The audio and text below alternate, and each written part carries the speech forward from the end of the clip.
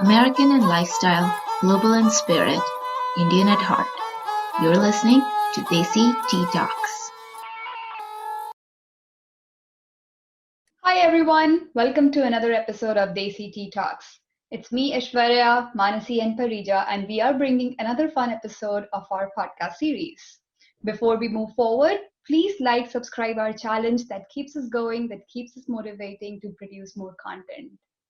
So, girls, actually, I wanted to talk to you about this, what happened to me today, and why not discuss as a podcast topic brown girls at workforce and the kinds of things we go through. Just as today, I happen to have a very interesting experience of mansplaining. Has anybody here ever experienced that? Yes. Not a lot, actually.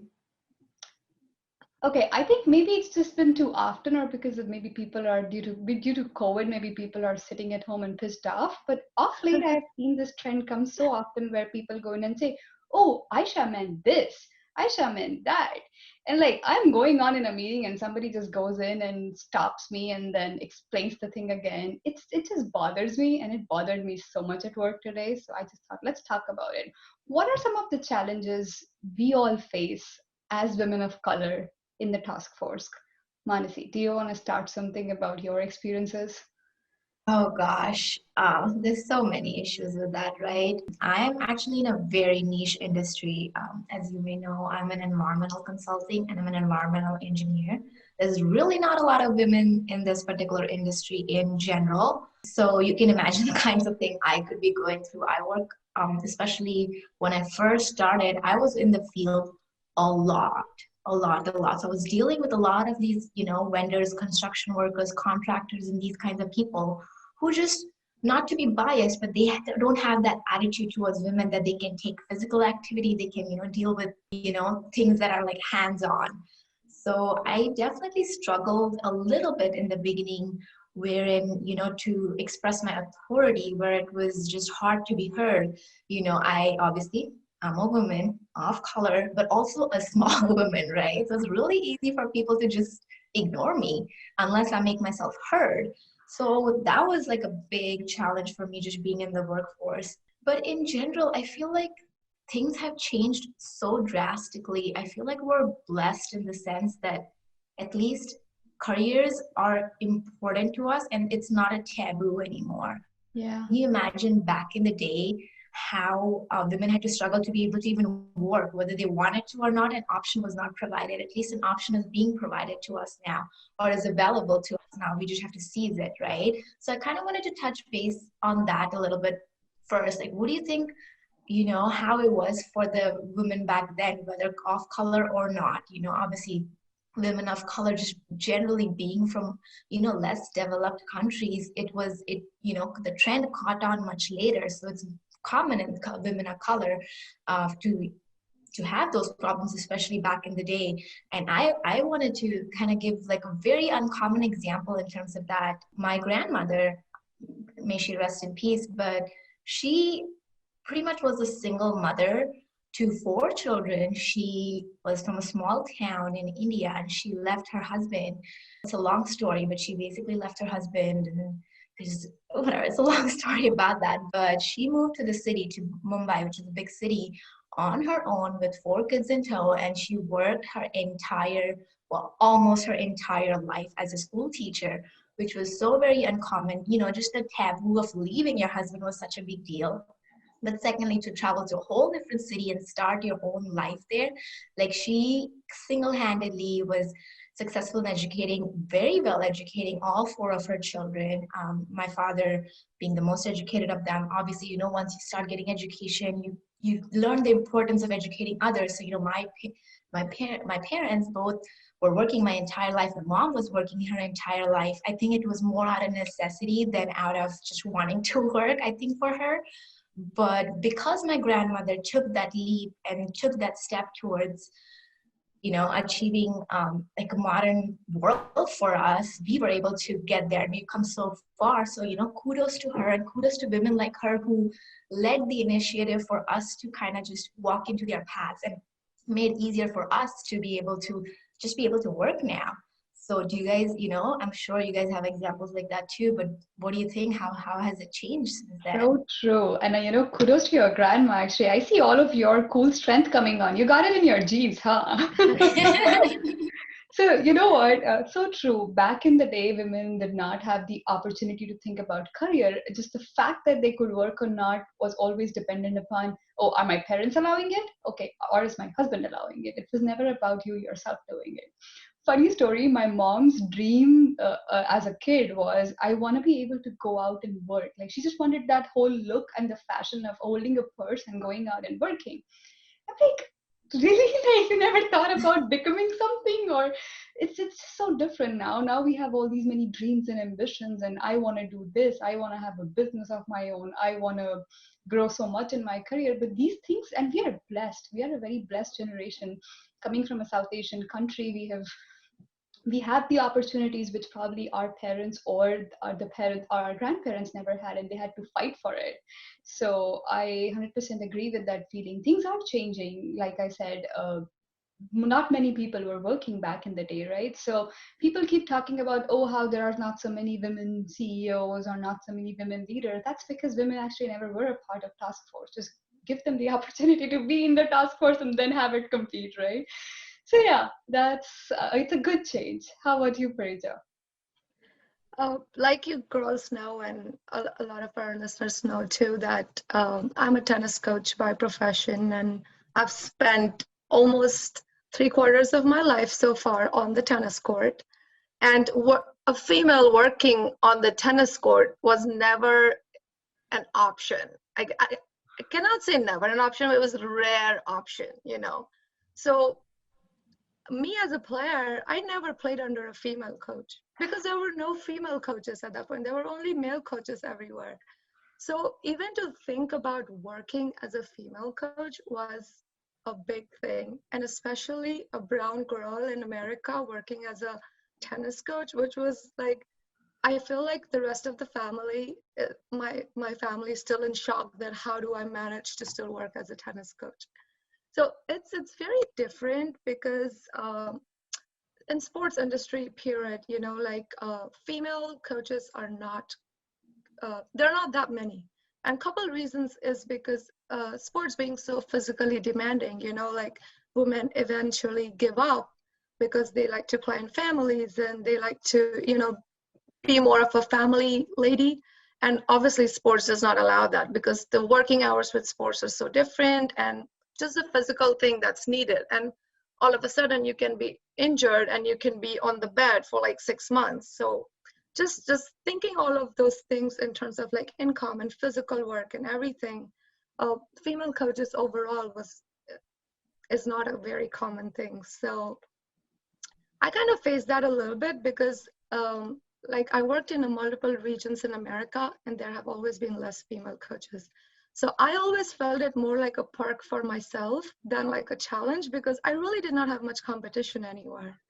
So it kind of felt good, but I also did not ever have a feeling of what it feels like to compete with another women all the time. Or like maybe one woman is fine, but like not like 10 women. So in Pittsburgh, actually, I work for the club, which is owned and led by a woman. And I'm so fortunate for that because it's $1 million club. And my boss, like, she's one amazing lady. She's just 36 years old and she owns this big club. And she's probably one of the first ladies I know actually owns and leads a big, like very high performance endurance athletic club. So I don't think I've ever saw that in India before. So the difference that we were talking about is like, how hard it was for women earlier to compare to now. I see a huge change in that. Yeah, I mean, between the two of you, I see you guys are in a very different, unique niche industries, environmental sciences, and then being a sports person. I faced those challenges being in IT, which is supposed to be one of the most progressed, most ahead in the game with all the diversity and inclusion, right? And I cannot imagine the challenges you girls have at your workforces. Funny thing, This was about 2 years ago. I just moved to Pittsburgh and I had a job interview. I was looking for tennis club jobs, and I got a job at a high school for being a boys tennis coach. So I went for this interview. The athletic director was like, "Oh, it's all the senior boys. There are going to be 12 boys in the team, and you're going to be their coach." So my first question was by him was like, "How do you feel about it?" And I was like, these are senior boys who are probably like 16, 17-year-olds. I wasn't even 30 at that point. And I was like, there's not much age difference, but obviously I was feeling a little weird about it, but I was so damn confident in my interview that I absolutely nailed it. So he asked me that the only question he asked me is like, how are you going to gain respect from these boys? And if I was able to answer that question, I had the job. So my answer was pretty simple, that I'm not going to talk to them much. I'm just going to show them on the tennis court what I can do and what I cannot do. And he goes, that's it, you're hired. So it was very interesting for me because he did not ask me anything about my background or anything, but the very first thing he asked me is that, how are you going to get respect from these teenage boys?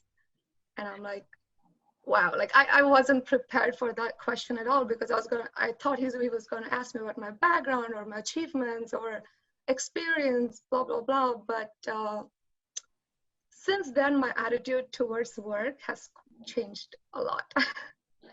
Well, good for you, Parija. And I agree. Respect is such a hard thing to demand or even get from people, because especially being a woman, whether of color or not, there is that general nature of men. Even after so many generations, after so many years, we still face that. I still face that on a day-to-day basis. I've had, personal issues with people who just want to talk to me rudely, but I've seen the way they talk to other men in the company, and they do not talk to them as rudely. A lot of it comes from me just being young, me being at a certain level. Even though I am at a higher level than them, they don't think I'm at a high enough level, or because I'm a woman, or because they just don't think I know enough. Why are you assuming I don't know enough just because I'm a woman or I'm young, And I've had that issue several times in my line of field, especially because respect is so hard to come by when people just don't know it. And you have to fight a war every day when it comes to respect. 100%. And I have to share a story. Yeah, I have to share a story that one of the principals in my company shared in one of just diversity and inclusion is such a big topic right now that I'm sure all corporate world, non-corporate worlds are just talking about it to make sure that everybody's feeling included and accepted. And so she was sharing in one of these meetings about, and she's a principal, right? So that's one of the highest levels in my company that she can get to. And she's been with the company that I work for like, I don't know, 30, 34 years, like a long time. And she was talking about how different it was back in her day. She was basically, how we talk about, work-life balance, and we're always crying about how it's not even and all this stuff. And she was talking about how in one of her reviews back in the day, it was point blank written in written communication and verbal communication that you giving priority to your kids and house is what's holding you back in the company, and it's not acceptable. That was probably different terms, but that was the gist of it. And it was funny that like her boss used to give her massages on her shoulders at like company like meetings and such, and think, oh, you look tense, let me massage you. Do you think that's appropriate? And I was just like, oh my gosh, we are so blessed in the sense that at least we don't face so much racial inequality, and it's not okay for somebody to just approach us and start freaking massaging your shoulders. So we're so blessed in that way. But then the other thing that comes from that sort of experience is some sort of like, you develop this like blanket immunity towards everything and anything. And then she was talking about another episode where they were going to hire they were looking at hiring a male candidate for a position who seemed to be, excellent at whatever needed to be done. But one of the other interviews, panelists brought up this issue where he had actually written various, I don't know if it was slurs, but it was pretty derogatory towards women, like just language in a published book.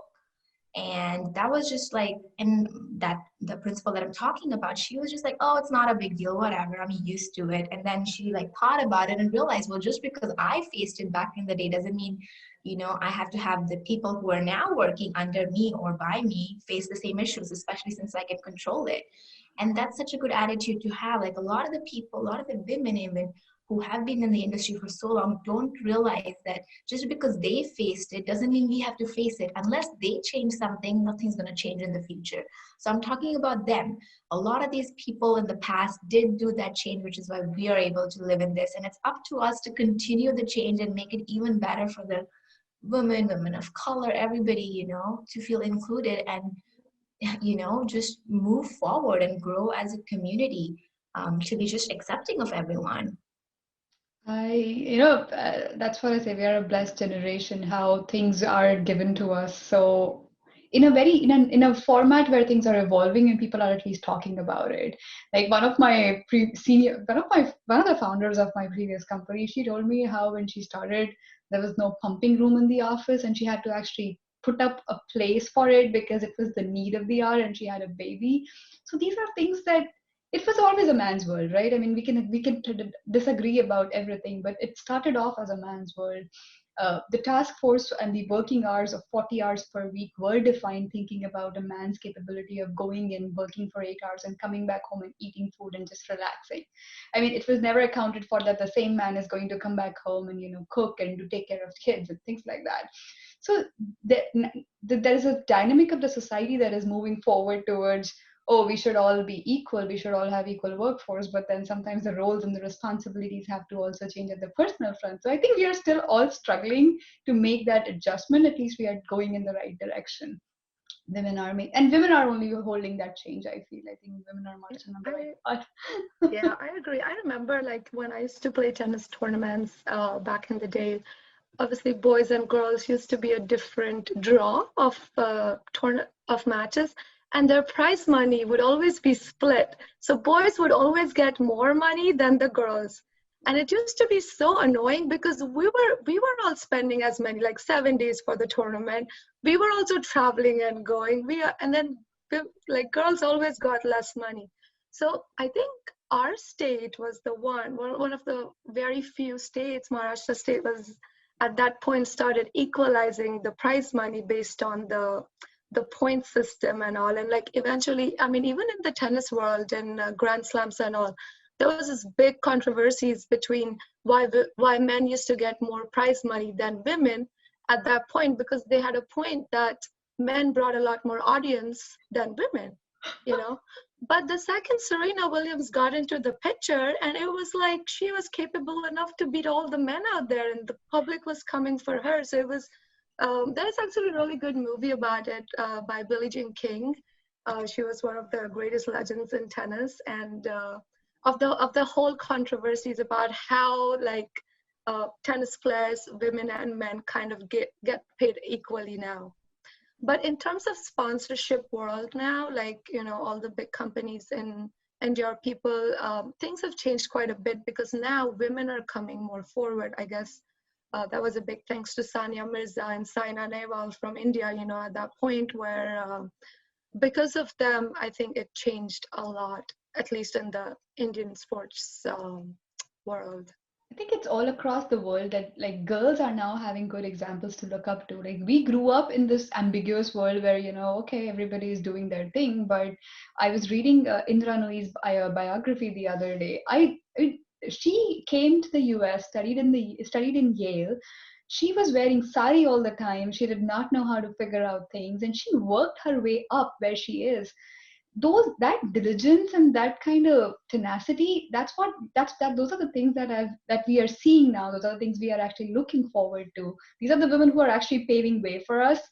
So just after Indra Nooyi, I think so many women CEOs and so many women leaders. I think General Motors has their CFO who's a lady. Citibank has a CEO who's a lady. So all these big corporate giants are incorporating these changes, right? Women are working towards it. Women are proving that they can be there, and I think that is helping generations of ours actually take some good momentum. I think we are one of the lucky ones. recently heard a speech by Disney I think she's the CEO. It's a lady, right? I forget her name now. But she gave a really cool presentation on, and it was like based on Star Wars. She made it really like, she's such a good talker, and it was such a cool. It was actually Women in STEP, the Society of Women Engineers, the SWE conference. It was at one of those, and she was just giving her life background about how she's doing and what she's able to do, and she gave such a great example of how it doesn't have to be, the woman's at home, taking care of kids, cooking food, all that stuff, and the man's working. Because in her situation, her husband's kind of like was a stay-at-home dad for several years until they could figure out, until the kids were older and such. And you hardly see that, right, where the woman is either both of them are working, which is common now, but you hardly ever see a situation where the woman is the one going out and doing the work and bringing in all the bread, winning bread for the family, and the husband the one taking care of kids.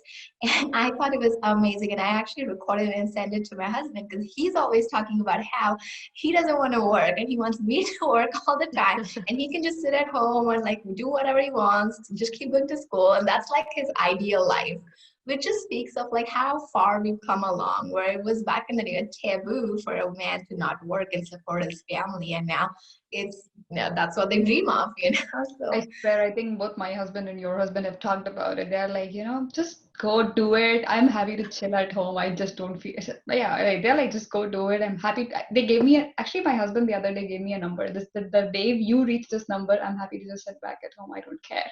I'm all for STEM. But yeah. I wanted to ask you both this thing. You both know that I worked in the IT field for like 6 months, right? And that was my first experience working off of the tennis court. And it was mainly because I was transitioning from one place to another. And it was a really nice part-time job, but I only worked for like 6 months barely, and it was all work from home. I never met my people except my boss. He was a male boss who was very nice. But with the women I dealt with on the phone who were supposed to be my team, the only thing, I have a very bitter memory of that job, by the way. I love my boss to death, and he was a great person. But overall, I felt like insecurity in women was like, I was shocked, because some women were like twice my age, and some women were like, you can call me, I was a kindergarten of IT. Like, that was my knowledge when I stepped into it. And the very first thing I was like, oh my gosh, like, what is wrong with her? Why is she treating me like a baby, or, asking me questions that my mom has never asked me before, or like, who am I talking to, or what am I doing on the thing? So I felt like a lot of micromanaging, but it was all along the lines of insecurities. So do you girls ever feel that, or have dealt with something like that? I mean, I'll start with one answer. One of the previous companies I was working at, somebody actually told me that, oh, you got this job because you're a woman. So we actually work in such an environment where people think we got a particular job only because we are a woman. So women, I think that we should actually do one more episode about women bosses and women managers and how this bitchiness goes around. It's like, I think they try double as hard as men to kind of keep proving their point, and that's what just that's what just keeps this insecurity going. And I have seen it, I've observed it. I sometimes feel, what if I am guilty of doing something like this in future? I actually do feel that, because we are in that environment. Like, what if I am as bitchy as some of the lady managers I've seen around? But that's just I think it's gonna take time, but it's a very common practice for you're it's just, I don't know, it's like a woman, it's an instinct thing, it's like a personality thing. But a woman can be your best friend, but a woman can be the worst enemy too. And it's really true, because they can just, women can really help you, rise together, like all of us are doing to each other. But there are women who literally fight their way to just bring you down. There are so many women who do that. And unless we decide, we create room for each other to grow and to thrive in, there's no future for us if we keep doing these little, especially back in India. I remember I've never worked in the Indian corporate world, and I'm glad for it. But, my older sister did when I was in college. And she used to tell me stories about how like people were just insecure. There'll be women who just thought she was prettier and that's why the boss favored her and things like that. And it was just so trivial. I was like, it's really not true. And in a country like India, it happens way more often than you would think. And it's just so pathetic, and it's women bringing them down. Women are gossiping about you behind your back to other people, and that's what, one thing leads to another, and there's misunderstandings. And it's so easy to judge a character. In one of the meetings that I've had, it's when a man says it, it's it's statement, it's even an order if it is. But when women says it, she's just a bitch. It's so easy. The same thing that a man says, the same thing that a woman thinks. It does happen. And it has happened to me. I'm like, I come off, honestly, I have a strong personality and I come across as bitchy. And I know that. So I've been working all this time to just work on my, the rough around the edges kind that if a man had would have been completely acceptable is not okay for a woman to have. So that's another struggle I've had over the, not that I'm saying that's acceptable, but it doesn't mean I'm a bitch. I know what I want to get done and I want you to get it done. That's it. So it's just really hard for women to just be affirmative and strong without looking weak and still get your point across, right? How do you do that without being enforceful? And, especially in the corporate world, it's completely different. Manasi, It's a continuous struggle. yeah, Manasi, it's the same in the tennis world too, because a lot of times female coaches, and it's a common perception for a lot of parents sometimes, is if they have a boy, right, coming to play tennis, doesn't matter what age, they're always thinking of, especially 12 and over boys, they're always thinking that a female coach is not strong or disciplined to teach a boy. So no matter how qualified, or you could be the best Grand Slam player, or best player out of your country, but they will still have this question that, how are you going to teach my boy? So it's so funny. And this normally comes after 12 and over boys, in which I get a point, because the age difference is not that far apart, with everyone, and understanding, and kids adulting so soon these days. But a lot of people also see it as a perk, especially in the tennis industry, because all the clubs lately prefer at least one or two female coaches, only because there are younger kids. And just that instinct that a female brings, a male cannot bring. It's that motherly instinct that, we as women bring that men cannot. Like, it's very, at least I've never seen that. I don't know if you guys have. I mean, Manasi, you teach younger kids, and I'm sure you feel the same way. Well, that's the thing with dance. It's completely different, I think. I can teach, they prefer a woman teacher for a girls team because there are some moves that most men, even being dancers, can do. A lot of men now can. They're flexible certain ways, and women just bodies are flexible. So I teach women in all age levels, and there's never been any issues. The issue is when I have to teach a boys class or an older boy class. So generally the younger boys is okay to teach, but the older ones, honestly, I don't even want to teach because it's impossible. They're at that age where it's just, I don't know how you deal with it, Farija, but at least the ones who come to dance, more often than not, they're being forced to come to dance. So they just do everything in their power to not make you feel comfortable at all. So I actually refrain from doing, boys classes, consider there a little bit of inequality on my part, but honestly, you need such a sugar rush to be able to match their energy levels. It's just a whole different world when it comes to dancing. So I'll give you another perspective from a corporate world. So I've always gotten a feedback where people have told me, Aisha, don't raise your hand, just speak up and speak loudly, because I'm like this nice, polite person and they think that the room full of men will not be able to hear me out. So there have been instances where people have told me to, just go fight, scream it out, and I don't know. Yeah, so I hear you girls when you say it's all about that energy level you need to show sometimes. Oh yeah, I agree. Like, I remember when sometimes I teach adult classes, and I always prefer to, so it's like sometimes it's women only and sometimes it's men only, but I always prefer mixed or men only, because I don't know, I feel like as a female it's easier to teach men than women. So my coach, it was so funny. My coach in college, one of the coaches coached both boys and the girls team, so we had just one coach. in between us. And he always said that it's so tough to manage 8 girls than to manage 20 boys, because it's just so much drama between girls. And it's just unnecessary drama that has nothing to do with what you're supposed to do or what you're expected to do. Parita, Shreya is going to agree with you so much, because she used to lead her basketball team and she would pull her hair in the end. She's like leading an all-women team. Oh God, it's difficult. Yeah. But another thing I wanted to talk about was just like we are starting to see a lot of women CEOs and women in just like higher capacity roles. But we did a survey within our company where we kind of mapped out just where women are or where did they tend to leave and what age groups they're focused in. And we found that within our company, at least, we generally have a pretty decent distribution of women to men, considering our industry is just so different. But as soon as we reach a certain level, like the PM level, senior PM level, a lot of women tend to trail off, and the higher end of the spectrum is all occupied by men. And it was observed, at least that it was at least noted that it wasn't really due to them not having enough opportunities. They said that they just ended up quitting either to care for children or just switching jobs, but they didn't tend to stay as long as men did to be able to even climb the ladder that far up.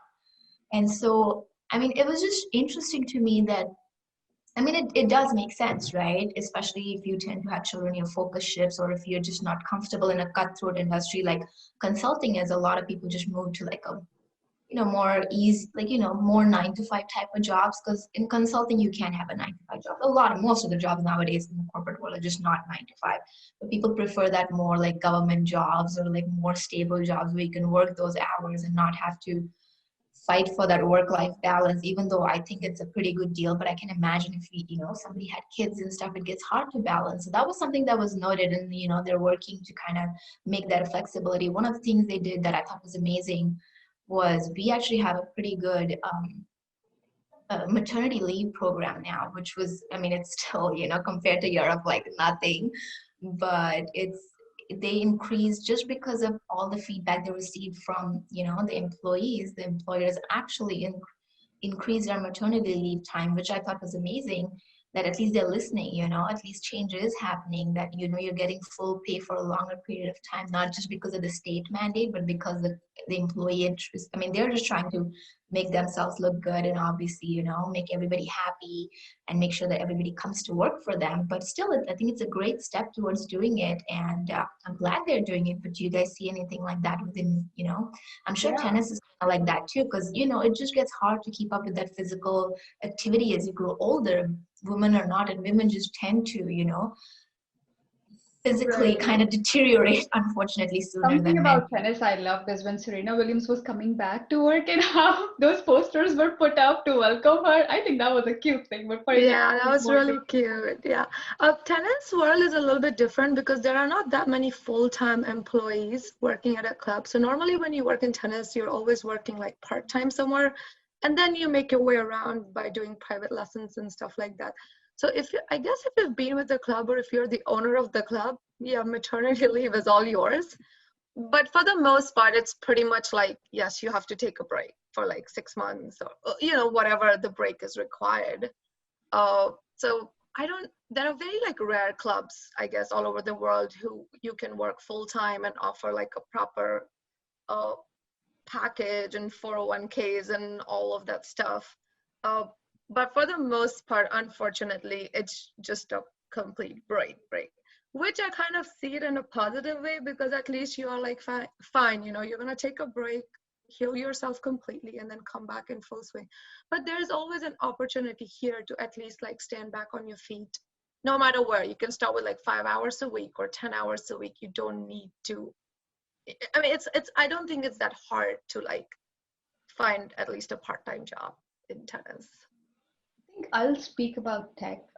Tech, I think, has been doing great about pushing women. There's like a big movement where there is this women in tech, and then there is mommies in tech, because you should go through the pregnancy, enjoy it full on, and come back and be able to, secure your job. Facebook, for example, actually included a good paternity leave policy. I think it's 4 months for both mother and father. If I remember Mark Zuckerberg, when they got pregnant, he made that change company-wide. So many different companies in corporate world are incorporating different changes. There are good Netflix, for example, I think has 1 year. I can verify and put the numbers there. So companies are adopting these changes, but at the same time, they're making the workplace so much more comfortable for women. There is this program of flex scheduling where you can work from home for a certain time. I have known women who have given birth, who've had issues, but have had secured their jobs and be able to work from home while taking care of their babies. I think after post-COVID, that's going to become another big norm, right? So flex scheduling has been one, and a lot of companies I know have started these back to task force program where, okay, even if you've taken a break as a woman, just to do your maternity duties and just having a baby, they're running these like you had great graduate trainee programs where you join a company as a graduate and you learn to work. You actually come back to task force after a certain break. They train you and they get you ready. So many initiatives I personally am aware of where women are just getting these new chances to come back to the task force. So very, very blessed to be part of the tech world. And I feel like it's a perk of living in a developed country like USA. I can't imagine something like this already being implemented in India or any country of India Southeast actually Asia. has a 6 months of maternity policy. So India changed the policies a few years ago. I wouldn't say it has completely changed, but there is a lot because see, tech that comes from US trickles down to South Asian countries and especially India. So the IT world somehow remains same. And although US gives you 12 weeks of paid maternity leave, India actually gives you 6 months. So yeah, everybody's trying And hard. wait, I didn't know 6 months was actually paid in India. I thought it was, oh, that's pretty cool At least then. the government offices pay it. Some corporate worlds obviously pay it, but smaller firms do not pay it. But that's the same here. Even your disability insurance pays here if your company does not. Big tech companies always pay for that. It's the same, yeah. Hey, all these tech mommies come to me for mommy and me class after they've had their babies. That's so cute. That's I actually followed this woman. She had a full article going about her pregnancy during her tech world, and Forbes actually does a big section about how it does 1330 and 1440, all those series. They actually do mommies back to work and things like that. So it's actually interesting how how media is bringing this up so much more. I mean, look at this. We are all in US. Kamala Harris is going to be our first ever vice president, right? Yesterday, I was reading that Twitter was going on with a debate. Okay, what should be the handle of Kamala Harris's husband? It's going to be the second man, second gentleman. Yeah, and I think they settled down with the second gentleman. But it's interesting because there is this positive change towards a bigger good. You know, eventually we'll have a first lady who's we'll have a first. We'll have a women president, then I don't know how that first gentleman would be called. We'll see. I think But Kamala Harris is just such a great inspiration for us all, being a woman of color, whether you agree with their political inclinations or not, it is still a great achievement to have had. And, that these are the kind of women that are, paving our way. And I hope, we can do the same in some way or form or shape to do for the next generation. And I'm always trying to volunteer or things like that at work. I'm one of the leads for the women in leadership.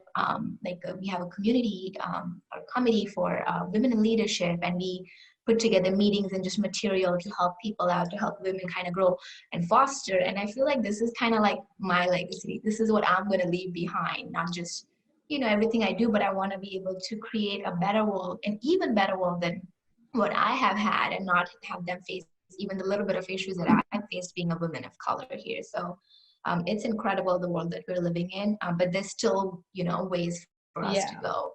I think just because we know what our previous generations faced, we feel so blessed and we feel like, oh, this is great. But I think coming generations will be like, oh, you guys don't have this figured out.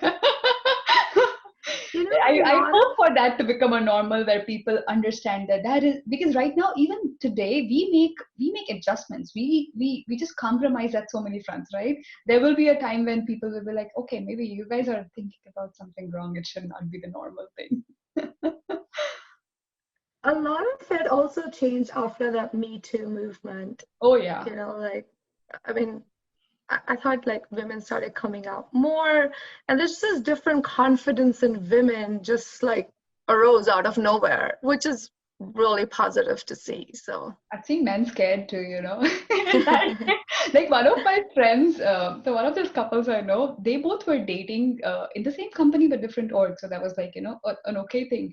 But because they would talk to each other so much, the guy's manager told him that, you know what, don't do this. What if there's a Me Too movement and this girl goes and complains against you? Yeah, we just have to be sensitive towards these things. Just the fact, whether they're afraid or whether they're doing out of, just sheer being a good person, I'm glad they are doing it because it's not, you're not going to get away with it anymore, whatever it is. So I'm glad that came up, and I'm glad a lot of other things came up, and people are learning, and I'm glad they're learning. Workplace harassment is a thing, and people are like, as part of our onboarding, we are always taught about it. I have personally seen that change from 6-7 years ago when I had actually started working as an intern, and how my onboarding process has changed, where they particularly tell me this exactly means workplace harassment, this is sexual harassment, and this is when you raise your voice. So I think things are changing. This will keep going. Yeah, and a good thing to remember is workplace harassment doesn't have to be just sexual, it No. like respect, just being professional towards each other. That's another form of harassment. To emotional harassment, I think, is way high up than, compared to like sexual harassment, because people know you'll get punished and reported for sexual harassment, but emotional harassment is what gets kind of bypassed, and that's what needs to be brought to attention to, whether it's a women on women, women of color, whatever be the issue, because it's, it could be racial. It could be gender based, or it could just be age based, if that's a thing too. So Yeah, I've seen a lot of women cry. So I think that is the majority of yeah, that forms the and that's majority of the any. other thing, for a woman to cry, because I know, like, for me, a natural reaction to anger is I start crying. But just because I'm crying doesn't mean I'm weak. It just takes me longer to, communicate my thought, but I'm going to make sure it gets done. And that comes off as a sign of weakness, to a lot of people. Oh, she's crying. She's like a little weakling. Oh, no, buddy, you'll see it. Let me just get past my tears. So stuff like that. If people still, look at you like you're a weak little girl just because you cry, it's like, it's not a big deal anymore. It's just it's just a form of way to express yourself nowadays. Yeah, I know. I think we should do a part two of this one where we can talk about workplace harassment and some of our examples of how we have dealt with it. There is a lot that we can cover, especially with being women of color in the task force. But I think let's stop it right here. We'll all see you guys next time. We have a lot more to talk, but guys, stay safe out there. Like, subscribe, and leave us a comment of what you thought about this episode. Thank you. Bye.